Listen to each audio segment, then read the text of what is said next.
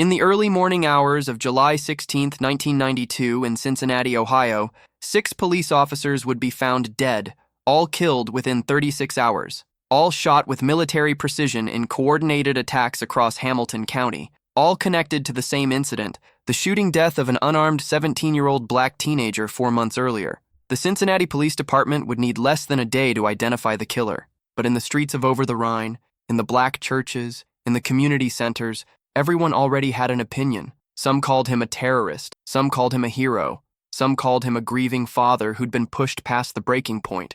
And the reason for that war wasn't drugs, wasn't gang violence, wasn't random crime. It was a high school senior named Antoine Williams and his father Marcus, a Vietnam veteran and postal worker who had never broken a law in his 41 years of life until the justice system gave him no other choice. If you have the courage to hear this story, leave your like and subscribe to the channel. But I warn you, this narrative contains extreme violence based on real events. The story you're about to hear doesn't glorify revenge. It shows you what happens when justice fails and desperation takes its place. Before we begin, tell us what country and city you're listening from. We want to know how far these stories from forgotten America reach, and at what time of day violence finds you through this screen. March 1992 in Cincinnati, Ohio was a city holding its breath. Just 11 months earlier, on March 3, 1991, Rodney King had been beaten by Los Angeles police officers in an incident captured on video that would shock the nation. The trial of those officers was scheduled to begin in just days. Cincinnati, like every American city with a significant black population,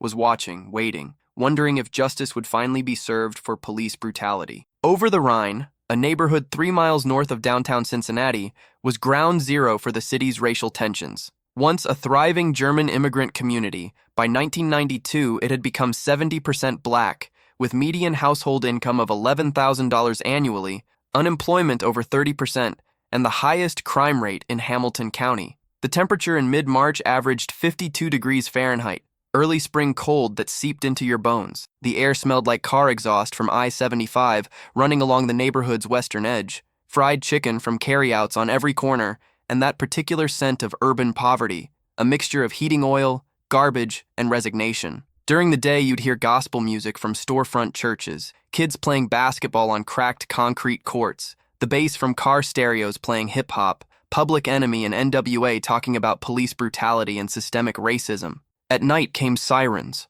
always sirens, police cars rolling through with spotlights sweeping across buildings, the sound of deals being made on corners, arguments in English and occasional bursts of other languages, breaking glass, gunshots that made people duck, but no longer surprised anyone. The Cincinnati Police Department in 1992 had a reputation in the black community. Multiple excessive force complaints, several high-profile incidents of officers beating suspects, a department that was 89% white in a city that was 38% black. The Fraternal Order of Police defended every officer accused of misconduct.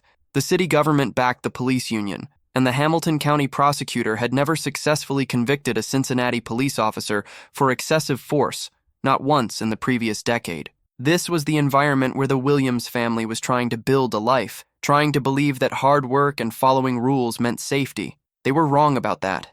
The Williams family lived at 1847 Republic Street, a 2-story brick house that Marcus Williams had purchased in 1978 with a VA loan from his military service. The house was narrow, 18 feet wide and 35 feet deep like all the row houses in Over the Rhine, but it was maintained. Fresh paint on the trim, a small front porch with 2 chairs, flower boxes that Denise planted every spring with marigolds and petunias. Inside, the house was modest but clean. Brown carpet in the living room, a portrait of Martin Luther King Jr. next to one of Jesus Christ, both watching over the family. Green vinyl sofa from Sears purchased in 1984. Kitchen with white appliances and a table where the family ate dinner together every night at 6:30 p.m. sharp. Marcus's rule, no exceptions. The house had belonged to the Williams family for 14 years. It represented everything Marcus had worked for: stability, safety, the American dream that he'd been promised when he came back from Vietnam in 1973. Marcus Thaddeus Williams was 41 years old in March 1992. He stood 6 feet 2 inches tall, weighed 195 pounds, with the lean, muscular build of a man who'd been an athlete in his youth and maintained his fitness through discipline. His hands were large, calloused from years of sorting mail at the United States Postal Service, with permanent stains from ink and newsprint that never quite washed out. His face was dark brown, weathered but handsome, with high cheekbones and a strong jaw. He had a thin scar that ran from his left temple to his ear, a souvenir from Vietnam, shrapnel from a mortar round that had killed 2 men in his unit in 1972. His eyes were dark brown, intelligent, always watching, always calculating. Military bearing showed in his posture, in the way he walked with purpose, in the way he commanded respect without raising his voice. Marcus's hair was black, turning gray at the temples, kept short in a fade that he got every 2 weeks at Johnson's barbershop on Vine Street for $8, including tip. Marcus woke every morning at 5 a.m. before his alarm. 20 years removed from the army, but his body still knew reveille. He'd shower first thing, cold water to wake himself up fully, dress in his Postal Service uniform, dark blue pants and light blue shirt with his name tag, Marcus Williams, 18 years service. He'd make coffee in a Mr. Coffee machine, Maxwell House from the red can, because that's what his father had drunk and his father's father before that. He drank it black, no sugar, standing at the kitchen window looking out at Republic Street coming to life. His breakfast was always the same: 2 eggs scrambled, 2 pieces of white toast with butter, orange juice from concentrate, eaten quickly at the kitchen table while reading the Cincinnati Enquirer if he'd remembered to buy it the day before. By 6:15 a.m., Marcus would be in his car, a 1986 Buick LeSabre, burgundy with beige interior and 87,000 miles on the odometer. The car had a small dent in the rear quarter panel from when Marcus Jr. had backed into a pole in 1990, but otherwise it was maintained perfectly, oil changed every 3,000 miles, tires rotated regularly. Marcus drove to the main postal facility on Dalton Avenue, punched in at 6:45 a.m., and worked his route until 3:30 p.m., sorting and delivering mail in the Clifton Heights neighborhood, middle-class area, safe, quiet, nothing like where he lived. Marcus Williams was known among his co-workers as solid, reliable, the kind of man who showed up on time, did his job without complaint, helped younger workers learn the routes. He'd been Employee of the Month 7 times in 18 years. He made $34,000 annually, enough to support his family modestly, to keep the mortgage paid, to put some money aside for his kids' futures. He'd been married to Denise since 1970, 22 years of marriage that had survived Vietnam, poverty, the challenges of raising 3 children in Over the Rhine. He attended New Prospect Baptist Church every Sunday, sitting in the same pew with his family, 5th row from the front on the right side. He believed in God, though his faith had been tested in Vietnam and tested again by the daily realities of being a black man in America. He believed in hard work, in education, in following the rules. He'd taught his children that if you worked hard, stayed out of trouble, respected authority, things would work out. The system would protect you if you played by its rules. He'd believed this completely until March 14th, 1992. Denise Ann Williams, born Denise Ann Thompson 40 years earlier in Lexington, Kentucky, had met Marcus at a USO dance in 1968 when he was on leave before deploying to Vietnam. She'd fallen in love with his quiet strength, his sense of honor, his determination to build a life. She stood 5 feet 6 inches tall with a solid build from bearing 3 children and 40 years of life. Her hair was natural, worn in a short afro that was starting to gray at the temples, which she covered with hair dye every month. Her hands were strong from cleaning houses for white families in the suburbs, working 3 days a week for $60 per day cash under the table while the family pretended not to know her name. She had kind eyes that crinkled when she smiled, and a voice that could sing gospel songs in church that made people cry. Denise worked, raised the children, kept the house, and prayed. She prayed constantly for her family's safety, for her children's futures, for Marcus's soul, which she knew had been damaged by war, even though he never talked about it. Marcus Jr. was 19 years old,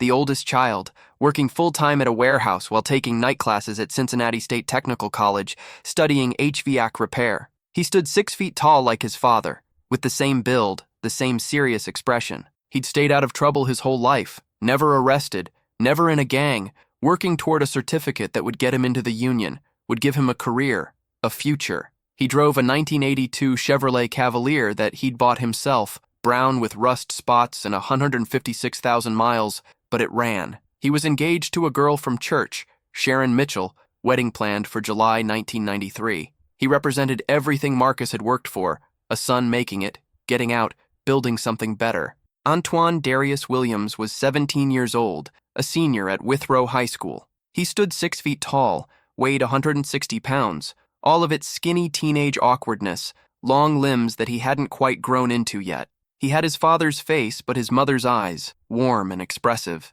His hair was cut in a high-top fade that Marcus tolerated but didn't approve of, a style popular among young black men in 1992. Antoine was a good kid.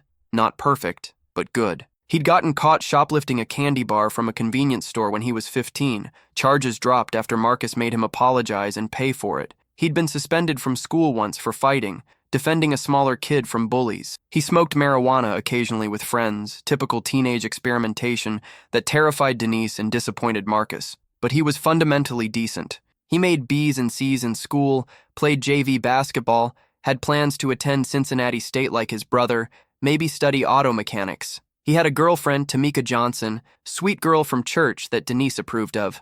Antoine worked part-time at McDonald's on Reading Road, $4.75 an hour, saving money for a car. He was 17 years old with his whole life ahead of him, dreams of fixing cars, of marrying Tamika someday, of making his parents proud. On March 14, 1992, all of those dreams would end in a moment of violence that would destroy two families and change Cincinnati forever. Keisha Marie Williams was 14 years old, a freshman at Withrow, smart and quiet, always with her nose in a book. She looked like her mother. Same face, same build, same gentle spirit. She wanted to be a teacher someday, wanted to work with little kids, wanted to make a difference. She worshipped her older brothers, especially Antoine, who always made time to help her with homework, to walk her to school when Marcus was already at work, to protect her from the neighborhood boys who bothered her. The Williams family had a rhythm developed over years of working-class survival. Marcus woke first, made coffee, left for work. Denise woke at 6:30, made breakfast for the kids. Marcus Jr. left early for his warehouse job. Antoine and Keisha caught the bus to school together at 7:15. They gathered every evening for dinner at 6:30, no matter what, discussing their days, their plans, their dreams. On Sundays, they attended church as a family, dressed in their best clothes, sitting together, presenting to the community as what they were, good people trying to make it in a world that didn't always want them to succeed. Their reputation in Over the Rhine was solid. The Williams family kept to themselves, paid their bills, caused no trouble. Neighbors asked Marcus to fix things, asked Denise for advice, asked Marcus Jr. for help moving heavy items. The kids were polite, said yes sir and no ma'am, held doors for elderly people. They represented the respectable black family, the kind that white people pointed to when they said, see, if you just work hard and follow the rules. The kind that made other black people feel pride and also pressure because if you could make it, why couldn't everyone else? But respectability wouldn't protect them. Following rules wouldn't save them. Because in America in 1992, in Cincinnati specifically, being black and male and 17 years old was dangerous no matter how good you were, no matter how hard your family worked, no matter how much your mother prayed. 3 miles away in the suburb of Norwood, Officer David Michael Patterson was starting his shift. Patterson was 34 years old, white, married with 2 children, a son 8 and a daughter 6. He'd been with Cincinnati Police Department for 12 years, assigned to District 4, which covered Over the Rhine. He stood 6 feet tall, weighed 220 pounds, with the thick build of a former high school football player who'd stopped working out but still thought of himself as athletic. His face was ruddy, perpetually sunburned, with light blue eyes and thinning brown hair kept in a buzz cut. He had thick hands scarred from fights, from wrestling suspects to the ground, from 12 years of police work. Patterson drove a 1990 Ford Crown Victoria, white with blue markings, Cincinnati Police Department. His service weapon was a Glock 17 9mm standard issue, which he'd fired at the range monthly and at human beings 3 times in his career, all ruled justified shootings. Patterson woke at 5:30 a.m. in his house in Norwood, a 3-bedroom ranch-style home purchased in 1987 for $67,000 with a VA loan from his brief service in the Army National Guard. He'd shower, shave, dress in his uniform, dark blue with badge number 2847 on his chest. His wife Karen would make breakfast, eggs and bacon, coffee with cream and 2 sugars. He'd kiss his kids goodbye, already half-watching cartoons in the living room, drive to District 4 station, punch in at 6:45 a.m. His partner was Officer James Kowalski, 29 years old, white, single, 6 years on the force. Kowalski was known as a cowboy cop, aggressive, physical, the kind who liked chasing suspects, liked the adrenaline, liked feeling powerful. Together, Patterson and Kowalski had accumulated multiple excessive force complaints, all dismissed by internal affairs, all defended by the Fraternal Order of Police as officers doing their jobs in a dangerous neighborhood. Officer Robert Chen was 31 years old, Asian American, 8 years with CPD. He stood 5 feet 9 inches tall, weighed 170 pounds, with a lean build maintained through regular workouts at the police gym. His wife was 6 months pregnant with their first child. Chen had joined CPD believing he could make a difference, could improve police-community relations, could be one of the good cops. 8 years later, he was tired, cynical, going through the motions. Officer Steven Martinez was 27 years old, Hispanic, 4 years with CPD, engaged to be married in June. He was the youngest, the least experienced, still trying to prove himself to the older officers. On March 14, 1992, these 4 officers would work the evening shift in District 4. By the end of their shift, Antoine Williams would be dead, and the trajectory of all their lives would be changed forever. The incident began at 9:47 p.m. on March 14, 1992. Antoine Williams and 2 friends, Deshaun Cooper and Jamal Harris, both 17, were walking on Vine Street and Over the Rhine. They'd been at Deshaun's house playing video games, Street Fighter II on Super Nintendo, eating pizza, doing normal teenage things. They were walking Antoine home because Marcus had a rule, home by 10 p.m. on school nights, no exceptions. Antoine wore jeans, Nike Air Jordans that he'd saved 3 months of McDonald's paychecks to buy, a Cincinnati Bengals jacket. He was unarmed. He'd never held a gun in his life. His friends were similarly dressed, similarly unarmed, similarly just teenagers walking home. At 9:43 p.m., a call had come into District 4 about a robbery at a convenience store on Reading Road, 2 blocks from where Antoine and his friends were walking. The description was vague. 2 black males, late teens, early 20s, one wearing a dark jacket. In other words, a description that fit approximately 3,000 young men in Over the Rhine on any given night. Patterson and Kowalski were in their patrol car on Vine Street when they spotted Antoine and his friends. Patterson later testified that they matched the description from the robbery call. 3 young black males, one wearing a dark jacket. That was enough. They pulled alongside the teenagers, activated their lights and siren briefly, called out through the PA system. "You 3, stop right there. Hands where we can see them." Antoine and his friends stopped immediately, turned to face the patrol car. Before any of them could speak, Kowalski was out of the car, hand on his weapon. "On the ground now. All 3 of you. Hands behind your heads." The tone was aggressive, commanding, the voice of someone expecting resistance and ready for violence.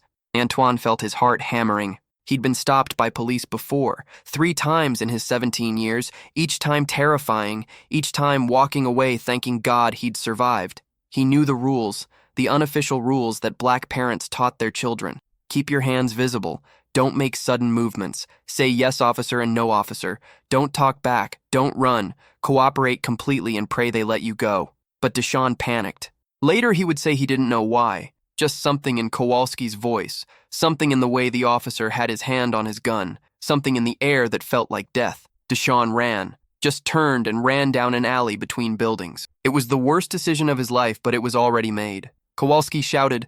Patterson jumped out of the patrol car, and both officers ran after Deshaun while Chen and Martinez, who'd arrived as backup in a second patrol car, kept their weapons trained on Antoine and Jamal, who stood perfectly still, hands raised, terrified. Within 30 seconds, Chen and Martinez had Antoine and Jamal face down on the pavement, hands cuffed behind their backs, knees in their backs, faces pressed against dirty concrete while they tried to breathe and wondered if they were going to die. 2 blocks away, Patterson and Kowalski chased Deshaun through the alley. Deshaun was 17 and terrified and fast, fueled by adrenaline and the absolute certainty that if they caught him, something terrible would happen. He ran through the alley, jumped a fence, cut through a vacant lot, tried to circle back toward Vine Street where there would be witnesses, where there would be people, where surely they wouldn't kill him in front of everyone. He was wrong about that. Antoine lay on the pavement, Chen's knee in his back, and tried to remain calm, tried to remember what his father had taught him. Cooperate. Don't resist. Let them do what they're going to do. Survive. He could hear Jamal next to him crying, saying over and over, "I didn't do nothing. I didn't do nothing." Chen was calling into his radio, requesting the robbery victim be brought to their location for identification, following procedure. It would take maybe 5 minutes and this would be over. They'd be identified as not the robbery suspects, they'd be released, they'd go home, they'd live. Antoine was thinking about his mother, about how worried she'd be when he missed curfew, about his father who would be angry but also relieved that Antoine was safe. He was thinking he'd call from the police station, explain what happened. His parents would understand. He was thinking about tomorrow, about school, about Tamika, who he was supposed to meet for lunch.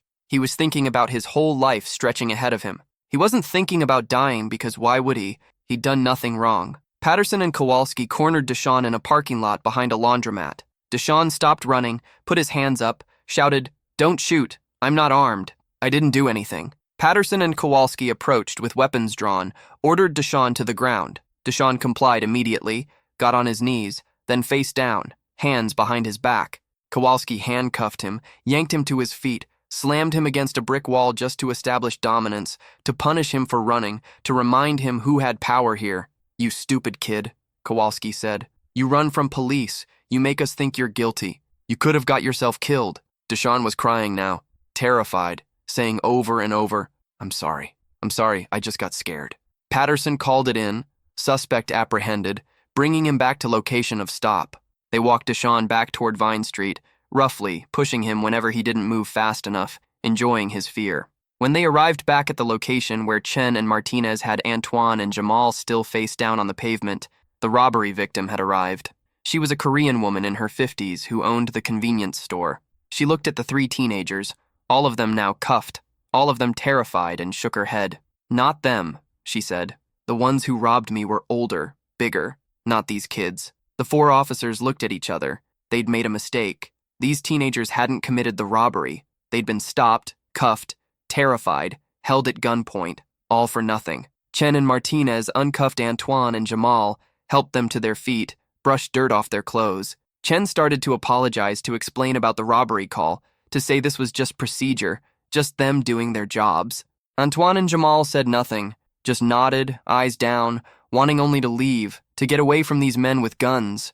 Kowalski uncuffed Deshawn, told him next time, "Don't run. Running makes you look guilty." Deshawn nodded, couldn't speak, was shaking so hard he could barely stand. The four officers got back in their patrol cars and drove away. The entire incident from stop to release had taken 11 minutes. Antoine, Deshawn, and Jamal stood on the sidewalk in the aftermath, processing what had just happened, understanding how close they'd come to something terrible. They should have been released, should have gone home, should have lived.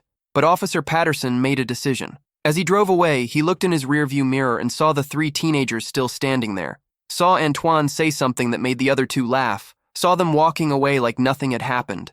And it bothered him. It bothered him that they'd made him look foolish, that they'd wasted his time, that he'd had to apologize to them like they were the victims here, instead of understanding that he was just doing his job, protecting them and their neighborhood from actual criminals. It bothered him enough that he turned the patrol car around. Patterson and Kowalski pulled back onto Vine Street, where Antoine was walking alone now, his friends having split off to their own homes.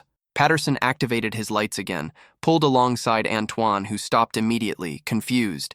The officers had already released him. What did they want now? Patterson got out of the car, approached Antoine aggressively. "Hey, I saw you laughing back there. You think this is funny?"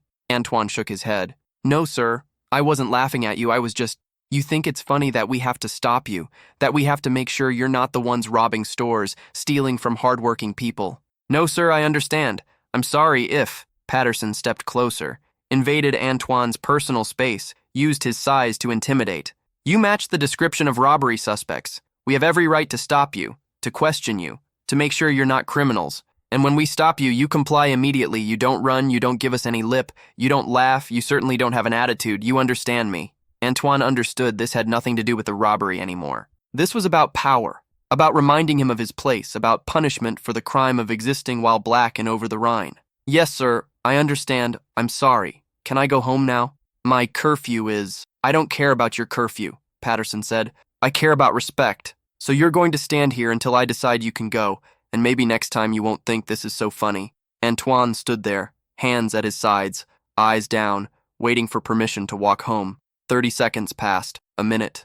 Kowalski watched from the patrol car, bored, ready to move on. Patterson stared at Antoine, waiting for any sign of disrespect, any excuse to escalate this further. Finally, after 2 minutes of psychological torture, Patterson stepped back. "Get out of here," he said, "and stay out of trouble." Antoine walked away, walking fast but not running because running would give them an excuse. His heart hammering, his mind racing, knowing he needed to call his parents, needed to get home, needed to be safe. He'd made it 3 blocks when he heard the sirens behind him again. This time, when Patterson and Kowalski pulled up, Chen and Martinez were with them in the second patrol car. 4 officers, 1 teenager, on a dark street with no witnesses close enough to see details. Patterson got out first. "Hey, I told you to go home. Why are you still out here?" Antoine stopped, confused. "I am going home. This is the way to my house. It's only 10 p.m. I'm not past curfew." Patterson moved closer. "Don't talk back to me." "I'm trying to go home," Antoine said, frustration creeping into his voice despite his father's warnings about never showing emotion to police. "Please, I just want to go home." "Then run," Patterson said. "What? If you want to go home so bad, run." "I'm not running," Antoine said, understanding this was a trap.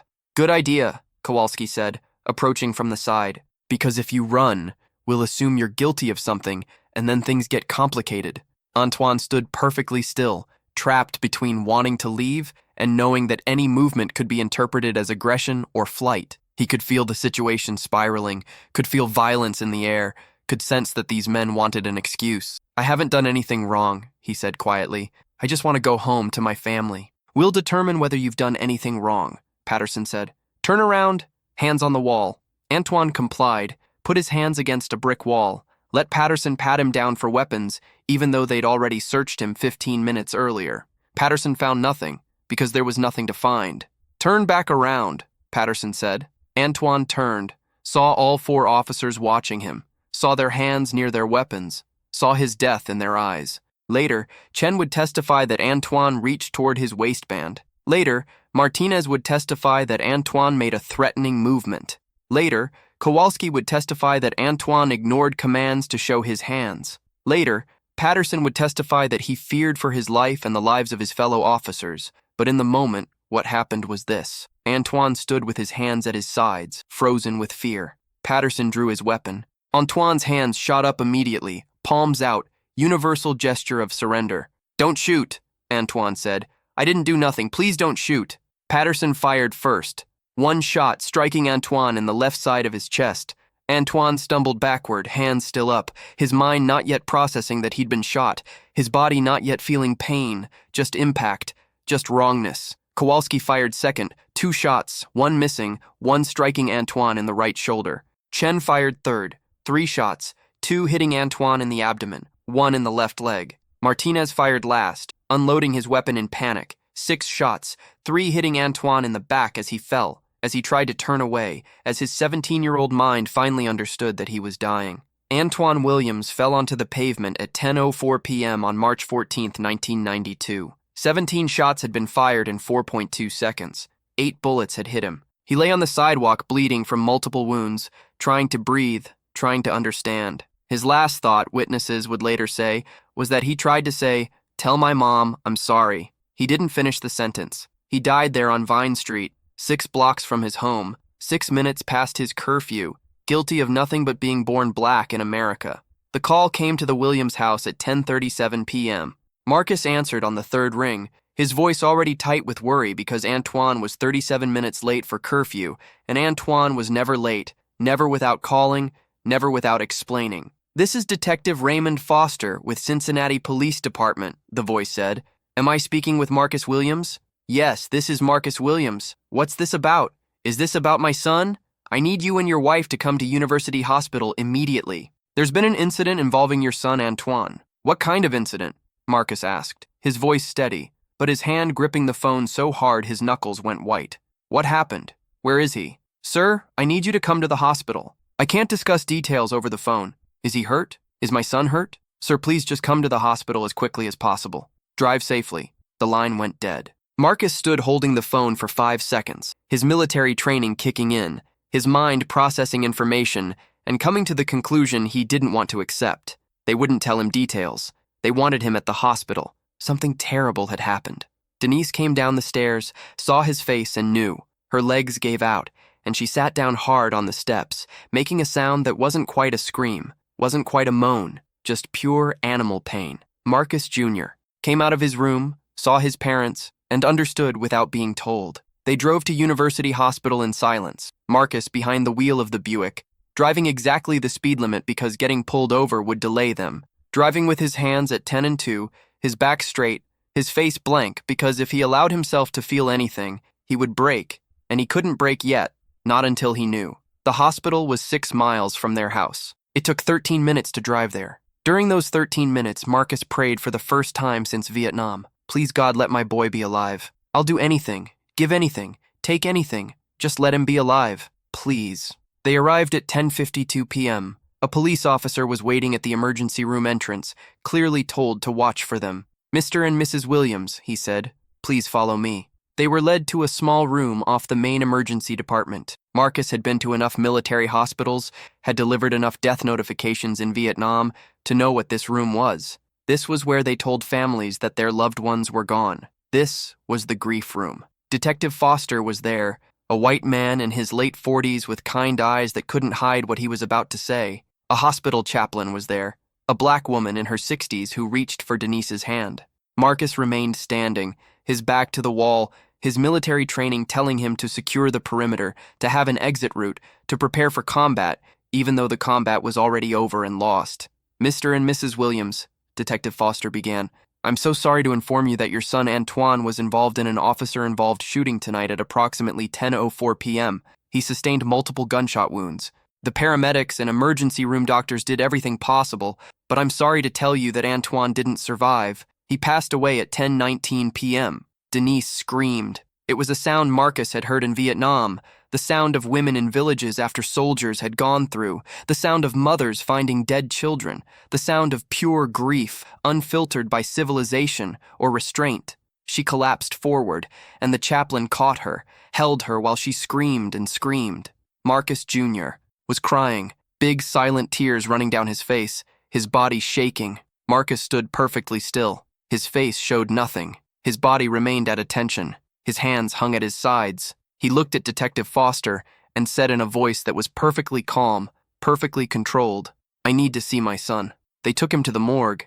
Antoine lay on a steel table covered with a white sheet. Someone had cleaned his face, but there was still dried blood in his hairline. His eyes were closed. He looked like he was sleeping except for the bluish tint to his lips, the absolute stillness that only death brings. Marcus stood looking at his youngest son and thought about the day Antoine was born, 17 years and 5 months earlier. Thought about holding him for the first time, this tiny person who looked like him, who had his nose and Denise's eyes. Thought about teaching him to ride a bike, to throw a football, to be a man. Thought about every birthday, every Christmas, every moment of watching this child grow into a young man who was good, who was decent, who was trying. Thought about all the times he'd warned Antoine about police, about how to survive encounters with cops, about keeping his hands visible and his voice respectful and his movements slow. Thought about how he'd done everything right, taught Antoine everything he needed to know, and it hadn't mattered. None of it had mattered. His son was still dead. Marcus reached out and touched Antoine's hand. It was cold, already cold, and that's when something broke inside Marcus Williams. Not his control, not yet, but something fundamental. Something that had believed in systems and laws and justice. That part of him died in that moment. Standing in a morgue at 11:14 p.m. on March 14, 1992, holding his dead son's cold hand. The official investigation began immediately. Cincinnati Police Department protocol for officer-involved shootings required internal affairs to review all cases where officers discharged their weapons and a civilian was injured or killed. The 4 officers, Patterson, Kowalski, Chen, and Martinez, were placed on paid administrative leave pending the investigation. They would continue to receive their full salaries, continue to have their health insurance, continue to be protected by the police union while the department determined whether their actions were justified. The investigation took 16 days. During those 16 days, the officers gave their statements. They had received a call about a robbery. They had stopped 3 individuals matching the suspect description. The individuals had been uncooperative. One had fled, requiring pursuit. After releasing the individuals, they had encountered Antoine Williams again.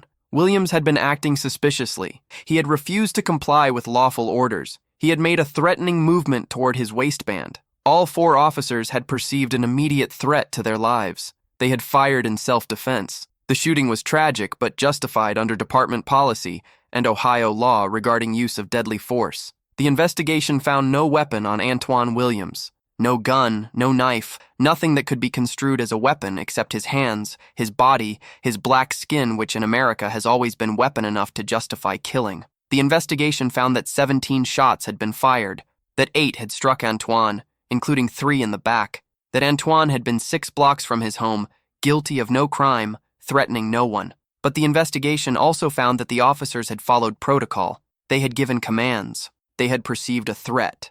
They had responded with force authorized by their training and department policy. On March 30th, 1992, 16 days after Antoine Williams died, Cincinnati Police Chief Lawrence Whalen held a press conference and announced that all 4 officers had been cleared of any wrongdoing and would return to full duty immediately. Marcus watched the press conference on television, sat in his living room with Denise and Marcus Jr., and Keisha, watching Chief Whalen explain that while Antoine's death was tragic, the officers had acted appropriately, had followed their training, had been justified in their fear for their lives. Watched as the police union representative praised the professionalism of the 4 officers. Watched as the chief explained that the investigation had been thorough, that all evidence had been reviewed, that the decision was final. When it was over, Marcus stood up, turned off the television, and said nothing. He went upstairs to his bedroom, closed the door, sat on the edge of the bed he'd shared with Denise for 22 years, and for the first time since Vietnam, Marcus Williams cried. He cried for 30 minutes, silent tears running down his face, his body shaking with grief and rage and helplessness. Then he wiped his face, washed it with cold water, looked at himself in the mirror, and made a decision. If the system wouldn't give him justice, he would take it himself. The Williams family hired attorney Benjamin Crump on April 3, 1992. Crump was a prominent civil rights attorney, black, experienced in police brutality cases, known for taking on systems that white attorneys were afraid to challenge. He took the case immediately, seeing in Antoine's death another example of the epidemic of police violence against black Americans. He filed a request with the Hamilton County Prosecutor's Office for a grand jury investigation and possible criminal charges against the 4 officers. The request was reviewed. Witness statements were taken. The physical evidence was examined. On April 22nd, the prosecutor announced that the grand jury had declined to indict any of the 4 officers. The evidence, while tragic, did not support criminal charges. The officers had acted in good faith. Their fear had been reasonable. The shooting, while resulting in death, had been legally justified. Case closed. Marcus attended every meeting with the attorney, sat in conference rooms listening to legal explanations of why the men who killed his son would face no criminal consequences, listened to explanations about reasonable fear and split-second decisions and qualified immunity, listened to his attorney explain that while this outcome was unjust, it was expected, that convicting police officers for killing black civilians was nearly impossible, that the system was designed to protect police, not to hold them accountable. The civil lawsuit was filed on May 8, 1992. Williams family versus City of Cincinnati and officers Patterson, Kowalski, Chen, and Martinez, seeking $10 million in damages for wrongful death, civil rights violations, and emotional distress. The discovery process began. Depositions were scheduled. Marcus attended every single one. He sat in the back of conference rooms and listened to the officers describe that night. Listened to Patterson explain how Antoine had appeared threatening. Listened to Kowalski describe his fear. Listened to Chen and Martinez explain that they had simply followed their training, had reacted to their partner's actions, had done what they'd been taught to do. Marcus sat and listened and memorized every word. Took notes in a small spiral notebook he'd bought at Walgreens for 89 cents. Wrote down details about the officers' lives that came out during depositions. Patterson lived in Norwood with his wife and 2 children. Kowalski lived alone in an apartment in Clifton. Chen lived in Anderson Township with his pregnant wife. Martinez lived with his fiancée in Mount Adams. Marcus wrote down their addresses, obtained through the discovery documents that had to list current residences for service of process, wrote down their work schedules, their vehicle descriptions, their habits, collected intelligence the way he'd been trained to do in Vietnam, the way he'd done before ambushing Viet Cong patrols, the way you prepared for a mission when the mission was kill or be killed. On June 30th, 1992, the city of Cincinnati offered a settlement. $150,000 to the Williams family in exchange for dropping the civil lawsuit. The attorney recommended accepting. A trial was risky. Juries were unpredictable, especially when police officers were defendants. Juries tended to believe police, to give them the benefit of doubt, to accept their fear as reasonable even when the facts suggested otherwise. $150,000 was less than Antoine's life was worth, was an insult really, but it was guaranteed money that could help the family, could pay for college for Keisha, could provide some small measure of financial security. The family voted. Denise voted yes, wanting closure, wanting to stop reliving Antoine's death in depositions and legal proceedings. Marcus Jr. voted yes, believing that some compensation was better than none. Keisha voted yes because she was 14 and wanted the pain to stop. Marcus voted no, voted that they should reject the settlement, take the case to trial, force the city and the officers to face a jury, make them defend their actions publicly. But he was outvoted 3-1. The settlement was accepted. The check arrived on July 15th. $150,000 minus attorney fees and costs, leaving approximately $95,000 for the family. Denise deposited it into their savings account. Marcus refused to touch it, refused to spend a penny of what he called blood money. The case was closed. The legal system had rendered its final verdict. Antoine Williams's life was worth $95,000 and 4 police officers keeping their jobs. Justice had been served according to the law. Marcus began his planning on July 3, 1992. He drove to Antoine's grave at Spring Grove Cemetery, the largest cemetery in Cincinnati, where they'd buried his son on March 21st after a funeral attended by 400 people. The grave was in Section 47 under an oak tree with a simple headstone that read, Antoine Darius Williams, July 12, 1974 to March 14, 1992, beloved son and brother. Marcus sat on the ground next to the grave and spoke to his son for the first time since the funeral, told him that the system had failed, that the men who killed him were free, that justice didn't exist, told him that he was sorry, that he'd believed following rules would keep Antoine safe, that he'd been wrong, told him that he was going to make this right, the only way left available, told him that he loved him, that he'd always loved him, that he would see him again someday. Then Marcus Williams, 41-year-old postal worker, church-going father, law-abiding citizen, made a decision that would transform him into something else entirely. He would kill the men who killed his son, all 4 of them, and he would kill their defenders, the ones who'd protected them, who'd cleared them, who'd allowed them to escape justice. He would become judge, jury, and executioner. He would deliver the justice that the system refused to provide, and he would do it with the skills he'd learned in Vietnam, skills he'd hoped never to use again, skills that had been dormant for 19 years but were still there, waiting. The planning took 12 days.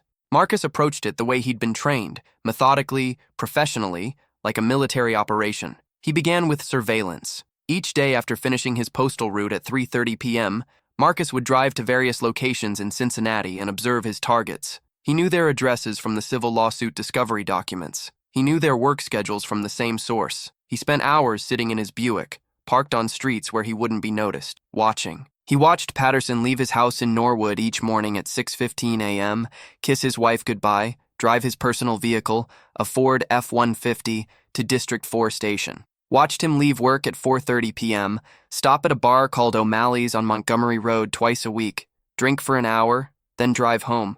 Marcus wrote down every detail in his notebook.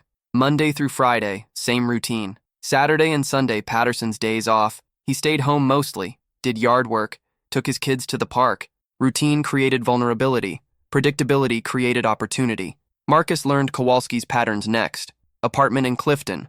Worked evening shifts now, 3 p.m. to 11 p.m. Left his apartment at 2:30 p.m., drove to the gym on Ludlow Avenue 3 times a week, worked out for 30 minutes, then went to the station. Left work at 11 p.m., drove home directly, usually in bed by midnight. Single man, lived alone, no family to witness his routine, no one to notice changes in his schedule. Chen and Martinez were more complicated because they were newer to the department, still on probationary status, their schedules more variable. But Marcus was patient. He watched, waited, learned. Chen lived in Anderson Township in a rental house with his wife Sarah, who was now 7 months pregnant. Martinez lived in Mount Adams with his fiancée Rebecca, wedding scheduled for September. Marcus watched them all, tracked them all, built a mental map of their lives, their vulnerabilities, their moments of exposure. Marcus acquired his weapons on July 10th. He already owned 2 firearms legally, a .45 caliber pistol he'd bought in 1975, and a Remington 700 hunting rifle in .308 caliber that he'd purchased in 1983 and used for deer hunting. Both were registered in his name. He went to his bank, withdrew $800 in cash, drove to a gun show at the Sharonville Convention Center. Gun shows in 1992, Ohio operated under minimal regulations. Private sellers could sell to anyone without background checks, without waiting periods, without paperwork. Marcus purchased a second Remington 700 bolt-action rifle from a private seller for $450 cash. No questions asked, no receipt. He purchased 200 rounds of .308 ammunition from another seller for $80. He purchased a scope from a third seller for $120. He assembled the weapon in his garage that evening after Denise had gone to bed, mounted the scope, test-sighted it on targets he'd set up in his basement. The rifle was accurate, reliable, perfect for what he needed. He also cleaned and prepared his .45 pistol and his original hunting rifle. 3 weapons, 3 different scenarios. Long range for Patterson and Kowalski, close range for Chen and Martinez. Multiple tools for multiple situations. Marcus spent 3 days at a shooting range in Clermont County, an hour from Cincinnati, far enough that no one would recognize him. He practiced with all 3 weapons, reacquainting himself with skills he hadn't used in 19 years. In Vietnam, he'd been designated marksman for his platoon. Not a trained sniper, but close enough. The man you sent when you needed someone killed at distance. He'd had 23 confirmed kills in Vietnam, though the actual number was probably higher. He'd been good at it, had discovered in himself a capacity for controlled violence that terrified him, even as it kept him and his unit alive. Now, sitting at the shooting range in July 1992, 47 years old, those skills returned like muscle memory. His breathing slowed. His hands steadied. His mind calculated windage and elevation and distance instinctively. At 200 yards, he could hit a 6-inch target consistently. At 300 yards, he could hit an 8-inch target 4 times out of 5. At 400 yards, his accuracy degraded, but he could still hit center mass on a human-sized silhouette. It would be enough. Marcus also identified 2 additional targets during his surveillance. 2 men who hadn't killed Antoine, but had protected the killers. Sergeant Thomas Riley, 45 years old, supervisor of the 4 officers who'd shot Antoine, had testified at their internal affairs hearing that the shooting was justified, that his officers had followed protocol perfectly. Riley worked at District 4, lived in Reading, drove a Jeep Cherokee.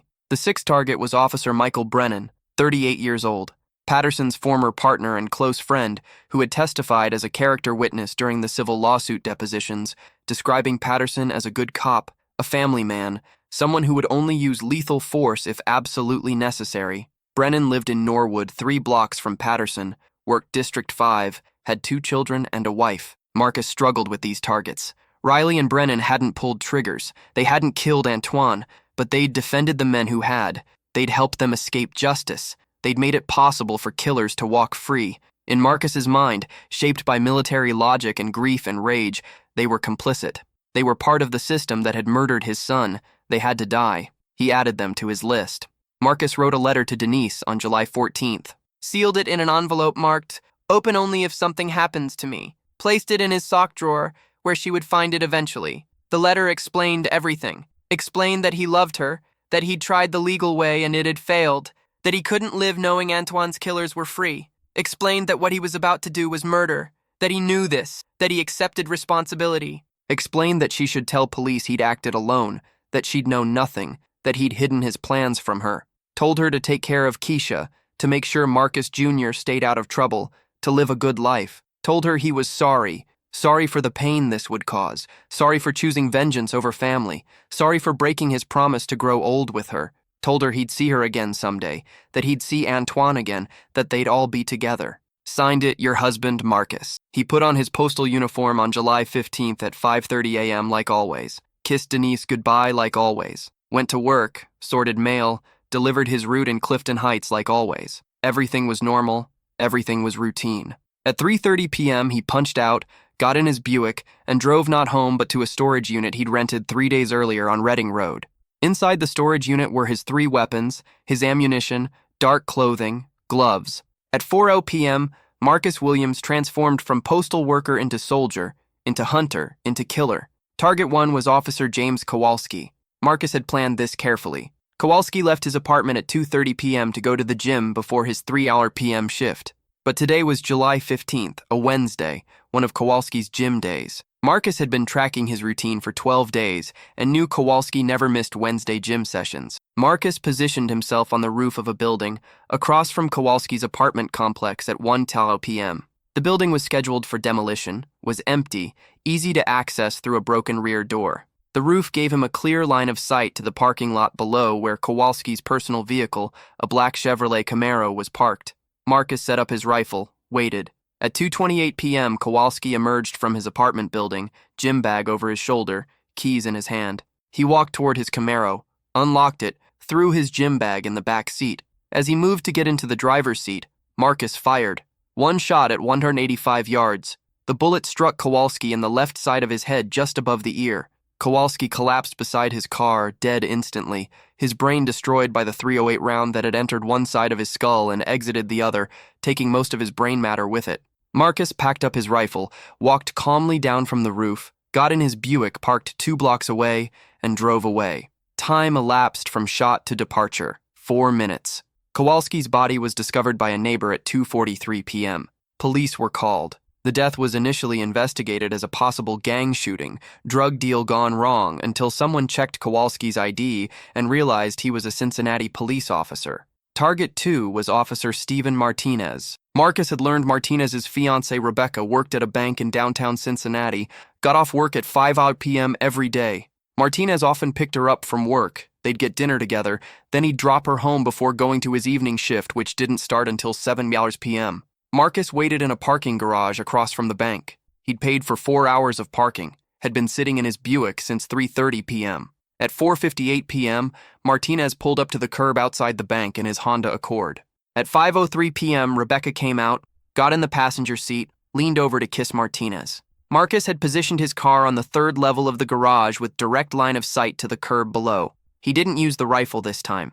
Too close, too public, too risky. He used his .45 pistol, rolled down his window, aimed carefully. The distance was approximately 80 feet, longer than ideal for a pistol shot but manageable. As Martinez pulled away from the curb into traffic, Marcus fired 3 shots in rapid succession. The first shot missed. The second struck Martinez in the right shoulder.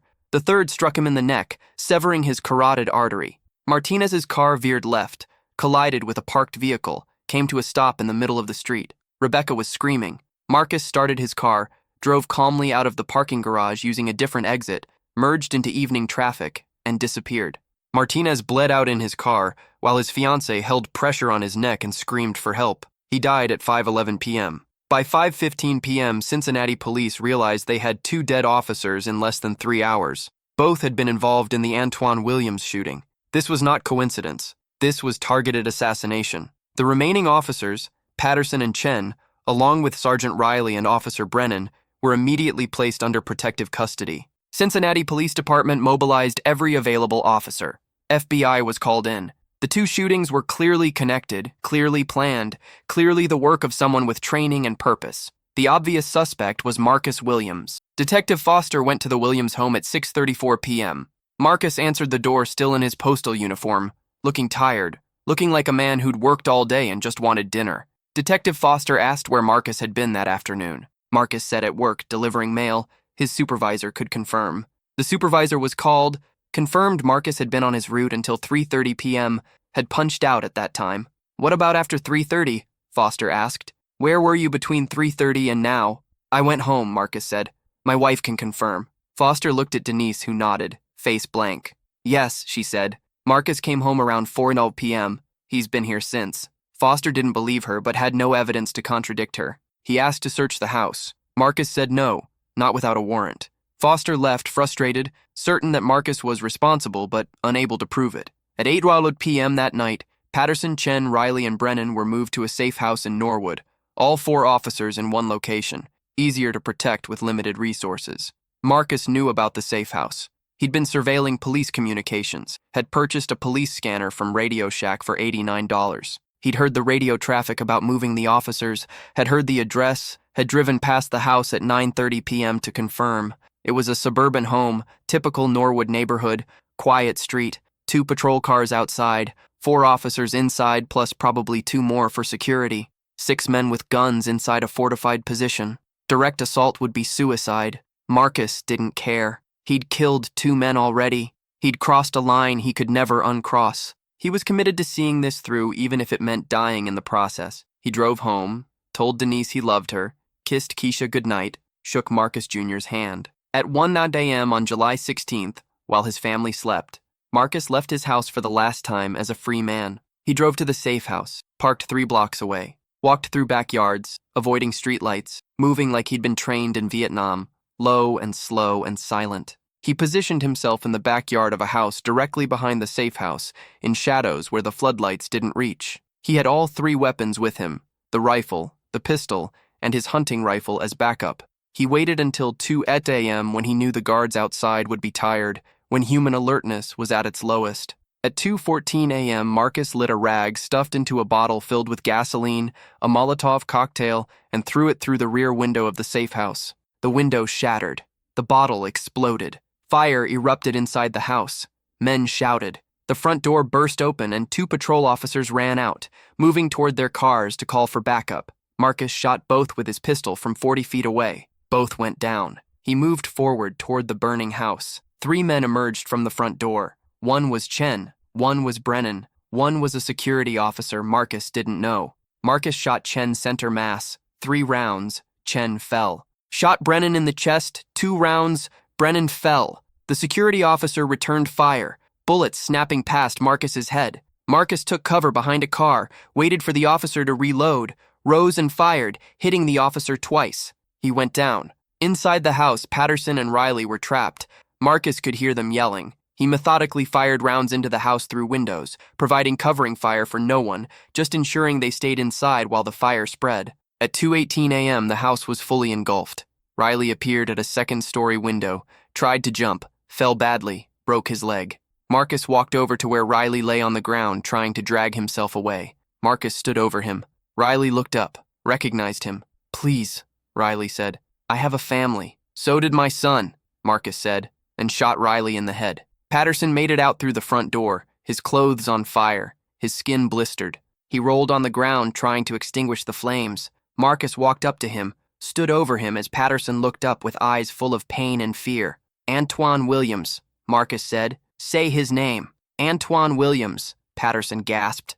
Marcus shot him once in the head. At 2:23 a.m., Marcus Williams walked to the front of the burning house, lit by flames covered in soot and blood. Police sirens approached from all directions. He laid his pistol on the ground, raised his hands, and stood there waiting. The first patrol car arrived at 2:25 a.m. 8 officers surrounded Marcus, weapons drawn, screaming at him to get on the ground. Marcus complied slowly, lowering himself to his knees, then face down, hands behind his head. He was handcuffed, searched, dragged to his feet. "Why?" one of the officers asked, genuine confusion in his voice. "Why did you do this?" Marcus looked at him, his face blank, his eyes dead. "They killed my son," he said, "and your system let them walk free, so I gave them the justice they deserved." He was arrested, charged with 6 counts of first-degree murder, and taken to Hamilton County Jail. The largest manhunt in Cincinnati history was over in 36 hours. The most infamous cop killer in Ohio history was in custody, and the debate about Marcus Williams, terrorist or hero, murderer or father seeking justice, would divide the city for decades. The trial of Marcus Williams began on October 15, 1992, and lasted 3 months. The prosecution, led by Hamilton County Prosecutor Joseph Detters, sought the death penalty on all 6 counts. The evidence was overwhelming. Marcus had confessed immediately. His fingerprints were on shell casings recovered from multiple scenes. Ballistics matched his weapons to bullets recovered from bodies. Witnesses had seen him at the final scene. There was no question about guilt. The only question was whether Marcus deserved execution or life in prison. The prosecution argued that Marcus Williams was a cold-blooded murderer who had stalked and killed 6 men, 5 of them police officers, in planned, premeditated attacks. That he had shown no mercy, no remorse, no humanity. That he had terrorized an entire city, had declared war on law enforcement, had appointed himself judge, jury, and executioner. That he deserved the ultimate punishment for the ultimate crimes. The defense, led by a team of civil rights attorneys working pro bono, didn't dispute the facts.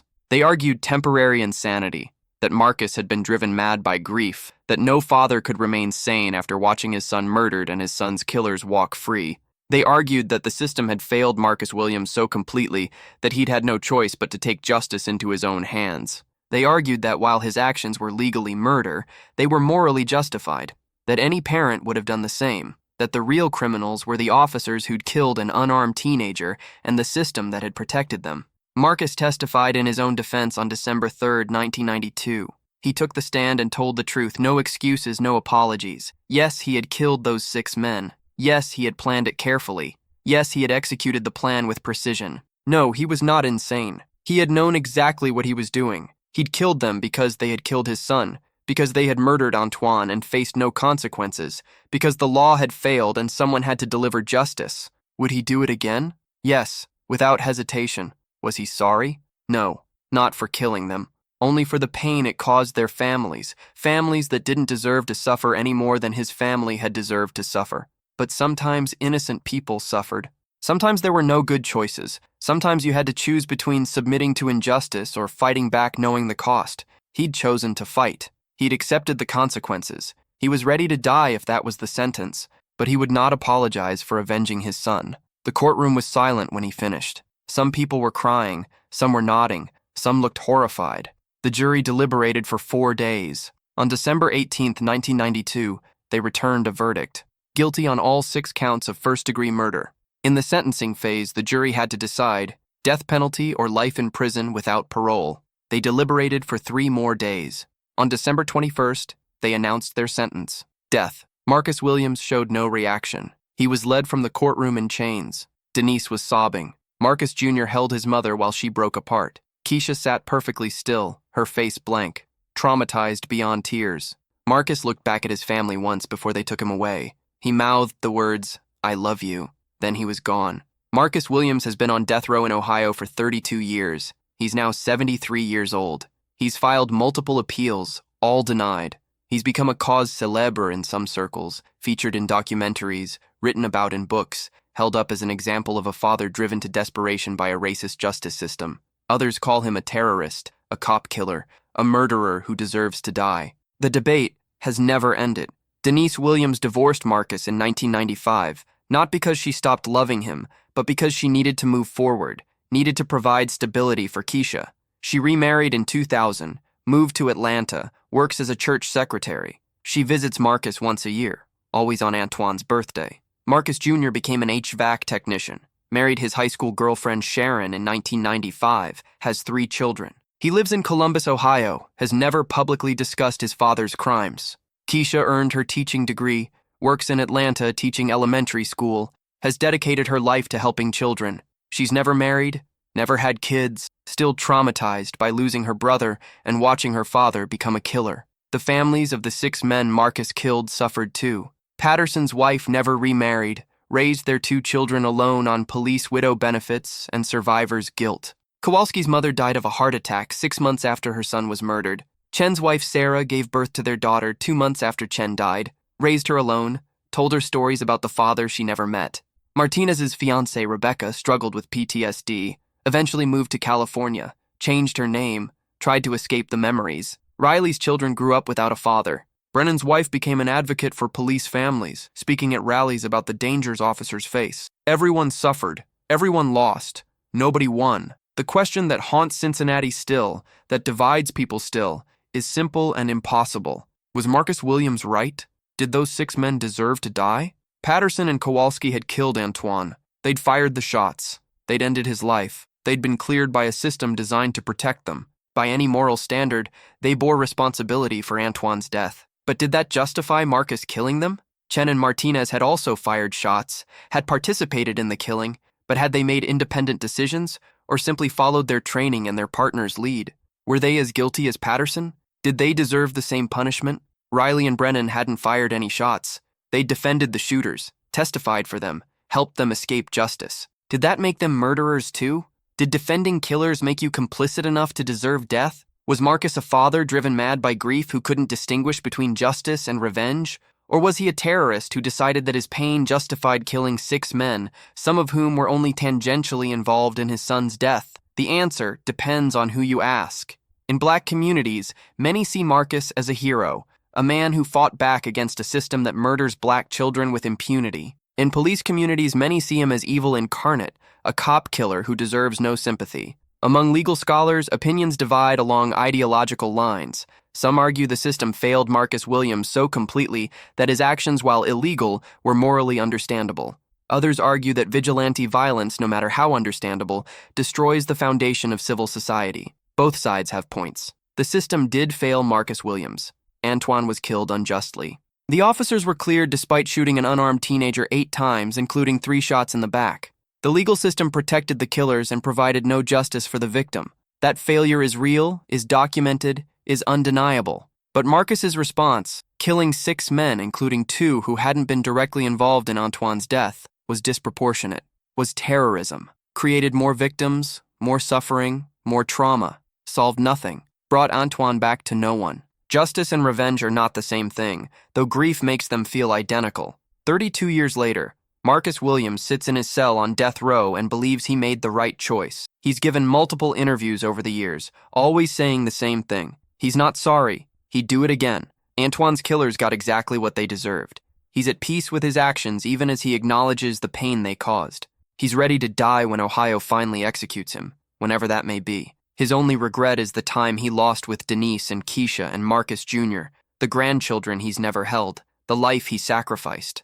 But he'd make the same choice again because in his mind, his soul, his heart, letting Antoine's killers live free would have been a greater sin than becoming a killer himself. Whether you agree with Marcus Williams or condemn him probably depends on your own experiences with justice and injustice, with police and power, with grief and rage. There's no objective answer, only the uncomfortable truth that sometimes good people do terrible things for understandable reasons, and sometimes the line between justice and murder is so thin it doesn't really exist at all. If this story makes you think about justice, revenge, and the price of fighting back against systems that fail us, leave your like so others can find it. Share this video with someone who understands that real stories don't have easy answers. Comment what you think. Was Marcus Williams a hero or a murderer?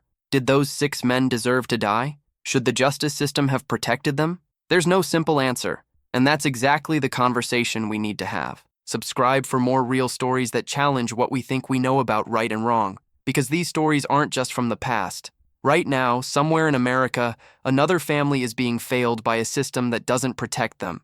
Another father is facing the choice Marcus Williams faced. Another mother is burying a child killed by those sworn to protect. And we have to ask ourselves, what would we do? How far would we go? What lines would we cross? Until next time.